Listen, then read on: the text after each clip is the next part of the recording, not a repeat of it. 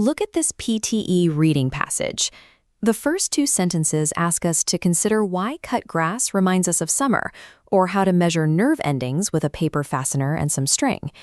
The passage opens with active, slightly weird science experiments. This curiosity-driven approach establishes an engaging tone right from the start. This energy helps us filter our options for the first blank. Words like unattended, gratuitous, or underlying clash with the vibrant context. The only option that fits the excitement of the opening is fascinating. When you pair fascinating with questions, you create a common English sequence known as a collocation. Write this exact noun-adjective pairing down and memorize it.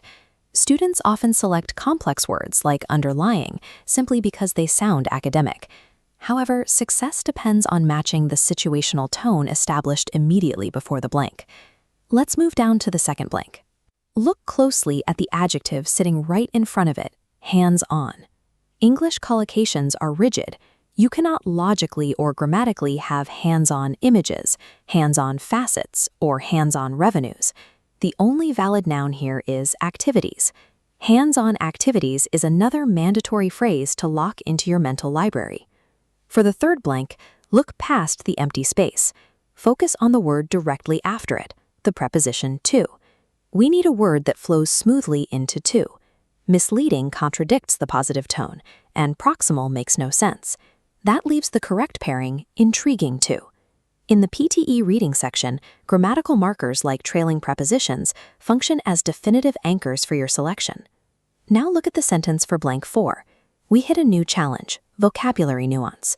Unlike the last gap, several of these options, groups, mobs, auditors, audiences, might seem grammatically correct at first glance. Let's test your intuition. The passage describes people receiving information from a university or a museum. Pause the video for a few seconds and decide which specific word best fits that setting. Let's eliminate false friends. Mobs implies violent intent, which is entirely wrong. Auditors involves listening, but belongs strictly in financial accounting. That leaves groups and audiences. While groups is generic, audiences perfectly matches the specific setting of a public science demonstration. Passing this section requires identifying the exact environmental setting of the passage. The correct answer will map perfectly to that specific academic or professional context. Let's look at the final sentence. The university's goal is getting people to consider attending. We need a verb reflecting professional institutional tone. A university wouldn't force or plead with people. That's aggressive and desperate. The logical action is to encourage them. This gives us our final structural formula. The verb encourage, followed by the object people, followed by the infinitive to. Let's pull everything together. Here are the 4 major collocations we extracted from this single passage.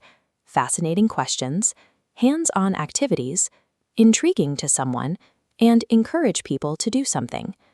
Clearing the PTE reading section efficiently requires the instant recognition of these hard-coded pairings. Focus on identifying these patterns immediately, rather than processing the text word by word. Take a screenshot of this list right now for your daily study review.